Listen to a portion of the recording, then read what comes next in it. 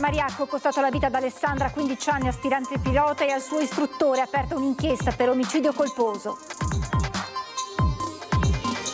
Tragica sbandata nella notte ad Affino e Veronese, la Yamaha di un 30enne finisce fuori strada e va a sbattere contro un palo dell'illuminazione. Niente da fare per il giovane Centauro.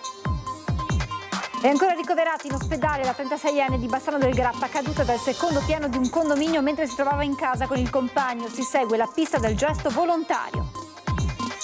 Nuovo episodio di degrado vicino alla stazione di Padova, in via Tommaseo, davanti alle cucine popolari, ferito a colpi di bottiglia un 27enne nigeriano. Il Veneto sarà convocato a breve dal governo per far partire il processo di autonomia differenziata. Sul fronte giunta entro fine mese la nomina del nuovo assessore, annuncia il presidente Zaia. Saranno curati in ospedale a Padova 2 bambine provenienti dalla striscia di Gaza con ustioni al volto e agli arti. L'arrivo delle piccole domani all'aeroporto Marco Polo. Bilancio di metà percorso per la mostra del cinema di Venezia, numeri in grande crescita, già superati 60.000 spettatori. Protagonista di oggi la pellicola Queer del regista Luca Guadagnino.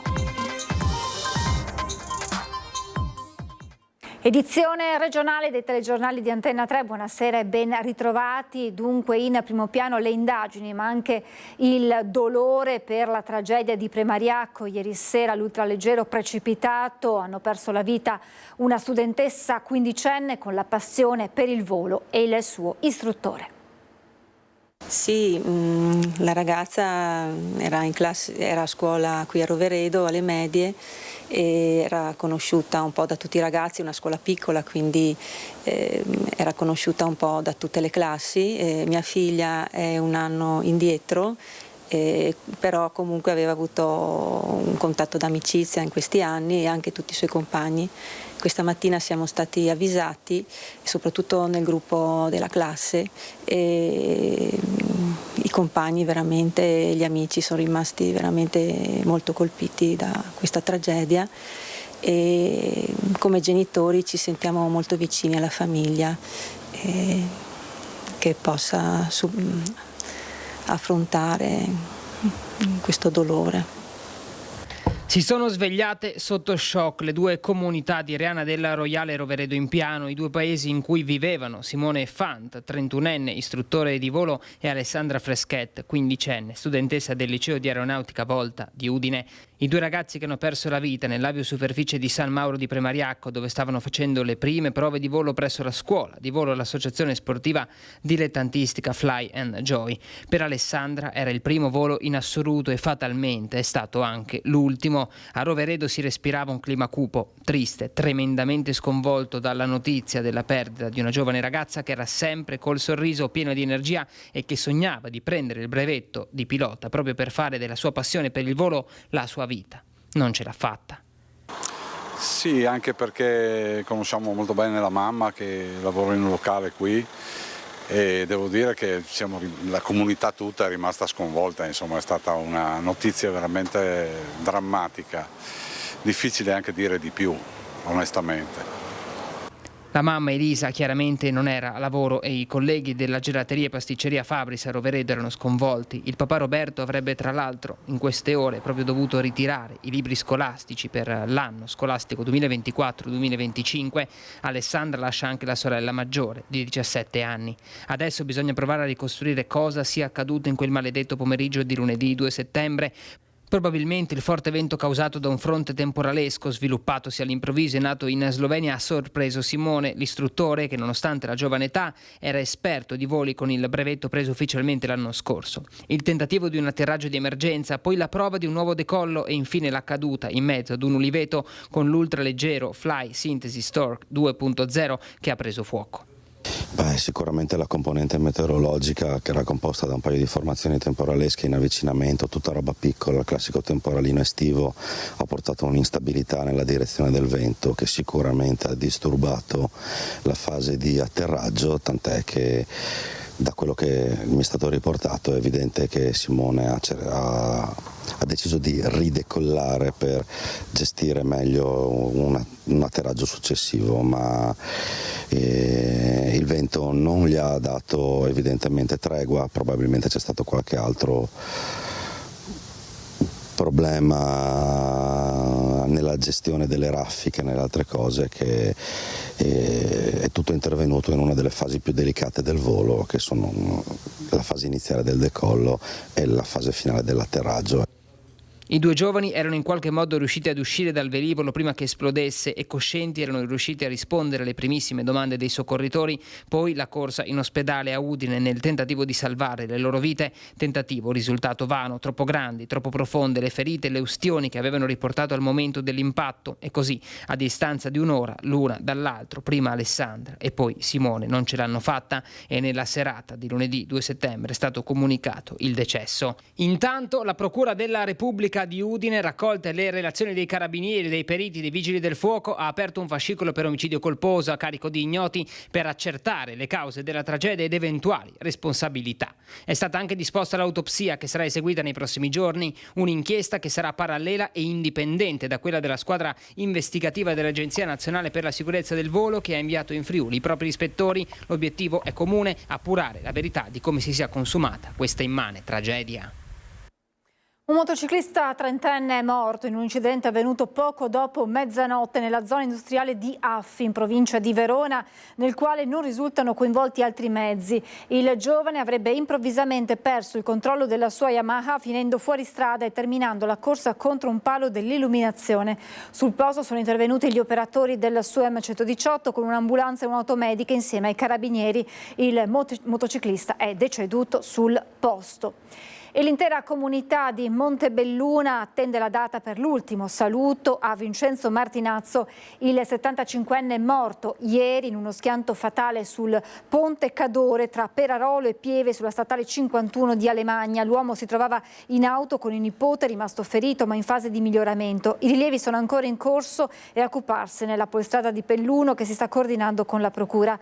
Lo schianto ha coinvolto 3 auto e un camion. All'origine potrebbe esserci un malore accusato dallo stesso Martinazzo. Il 75enne è stato tra i fondatori del Palio di Montebelluna, anche per questo l'ente guidato da Dino Bottin si sta preparando per l'addio. Non appena sarà nota la data delle esequie sarà presente, ha spiegato lo stesso Bottin, una rappresentanza di ogni contrada. È ancora ricoverata in ospedale la 36enne caduta ieri mattina da un condominio di Bassano del Grappa. Il giallo sembra aver trovato una soluzione.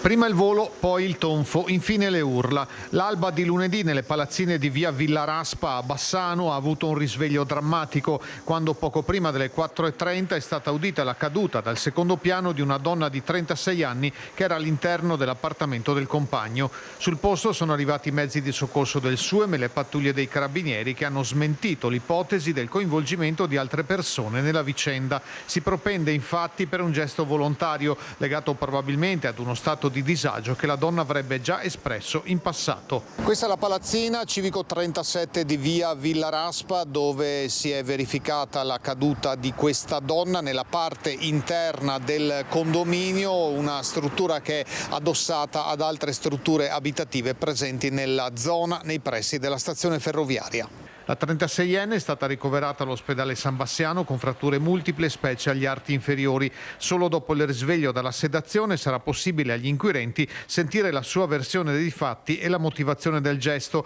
che ha creato grande scompiglio e preoccupazione tra i residenti del complesso residenziale. Il fatto che le finestre di alcuni appartamenti fossero rimaste aperte per il caldo ha consentito l'immediato intervento dei soccorsi e il primo aiuto alla donna ferita.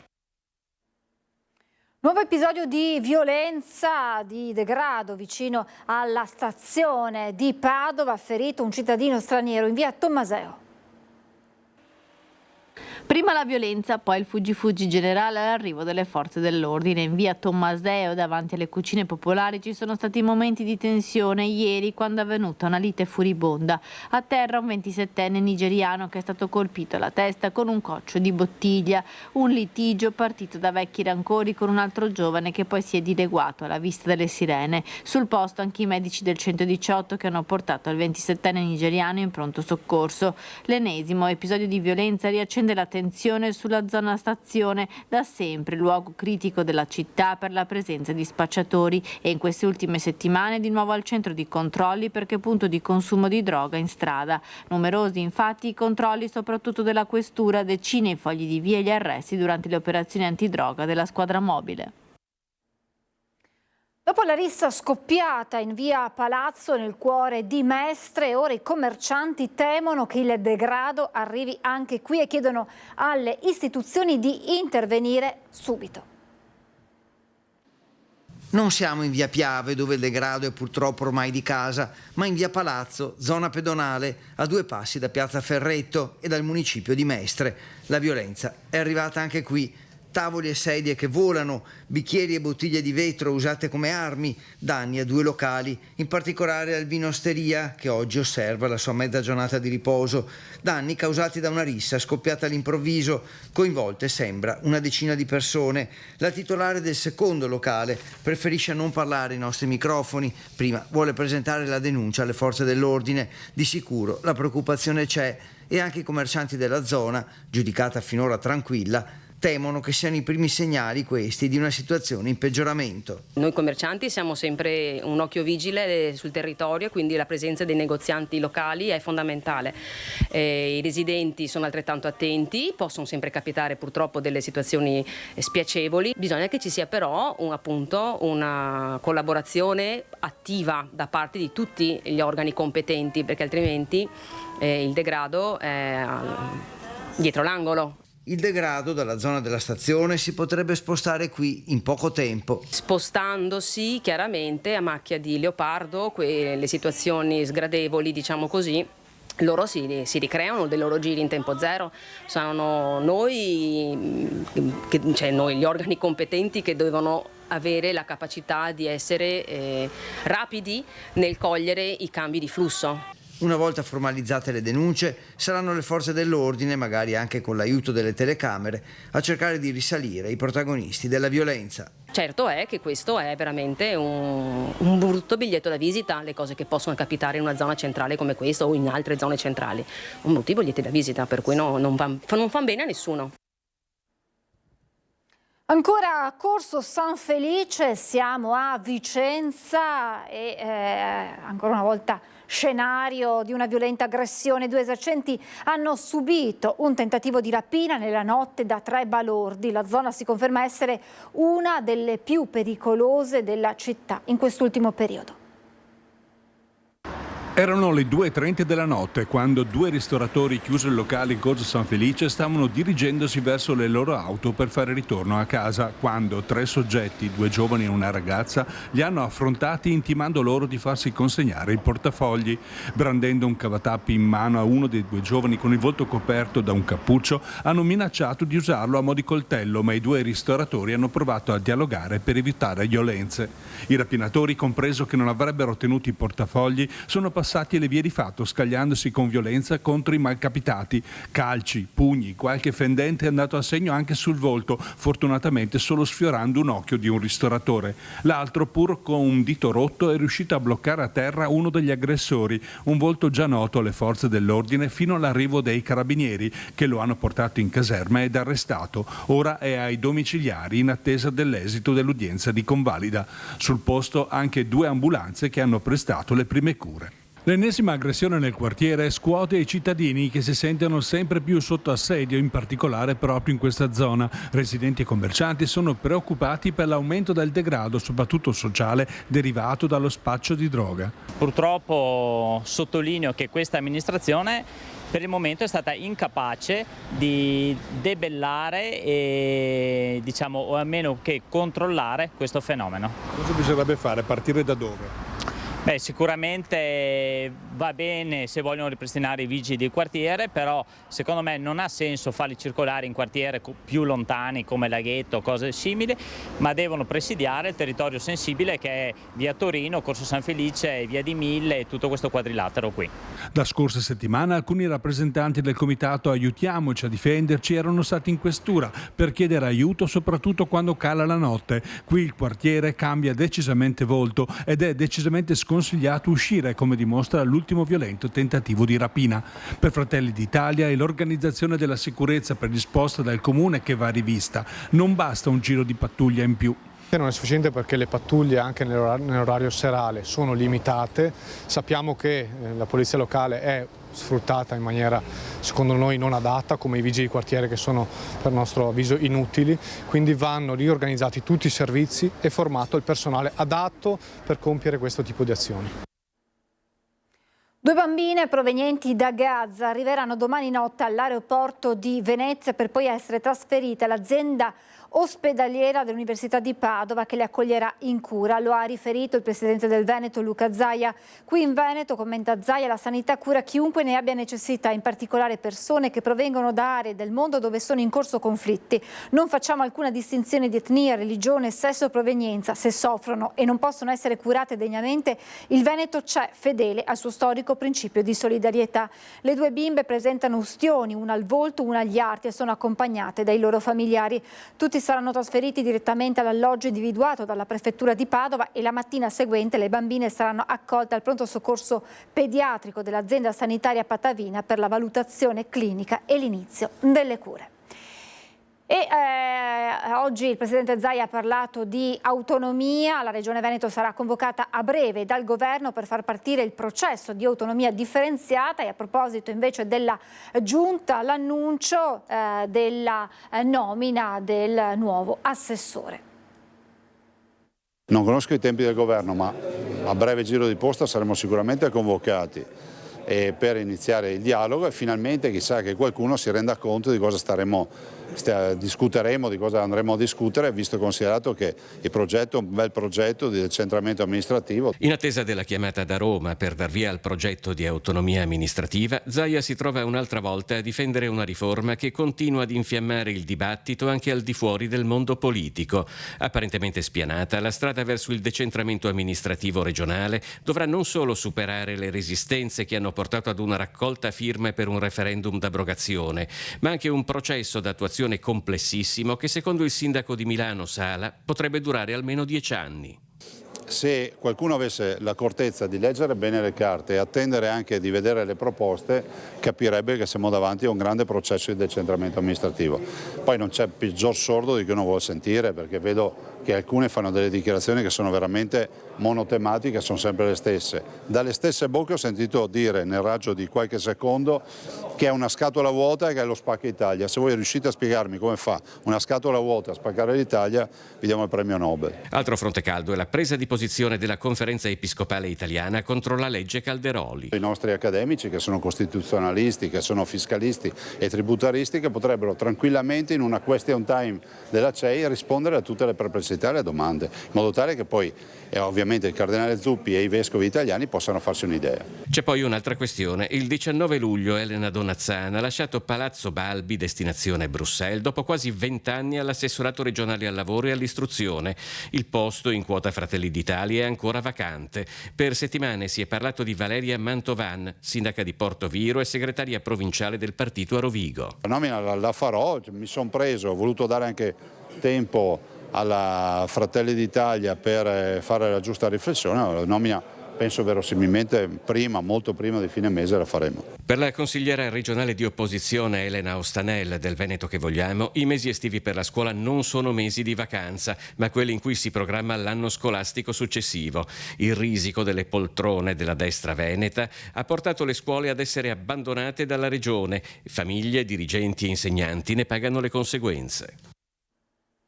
Cambiamo argomento, bilancio di metà percorso per la Mostra Internazionale d'Arte Cinematografica di Venezia che dà numeri in grande crescita. Protagonista di oggi intanto il regista Luca Guadagnino. L'81esima Mostra Internazionale d'Arte Cinematografica di Venezia è in grande crescita, lo dice il bilancio di metà mostra, anche se sembrava impossibile fare meglio rispetto agli anni scorsi, visto l'indice di gradimento già altissimo. Invece, da mercoledì 28 agosto fino a lunedì 2 settembre, nei primi 6 giorni di festival, sono stati venduti 59.729 biglietti per l'ingresso nelle sale, con un aumento dell'11% rispetto all'edizione 2023. Gli abbonamenti invece hanno fatto registrare un incremento addirittura del 25%, arrivando a quota 1.729, quasi 13.000. Infine gli accreditati. Numeri sorprendenti e di grande entusiasmo.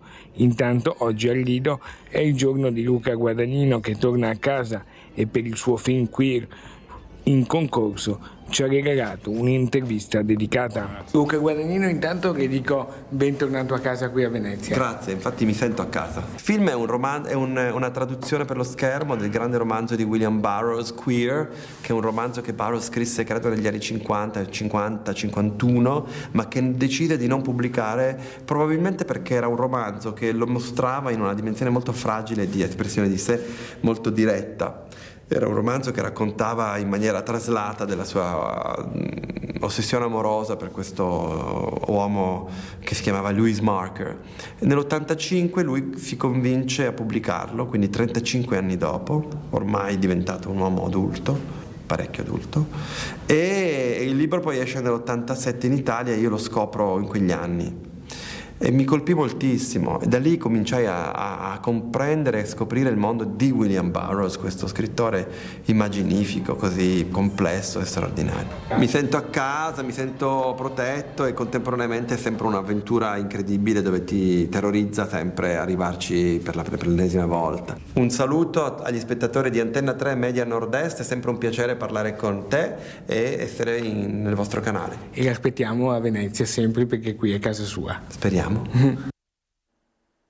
Con questo saluto chiudiamo questa edizione del nostro telegiornale, vi lascio la sigla e poi le previsioni del tempo. Grazie per averci seguito, buona serata.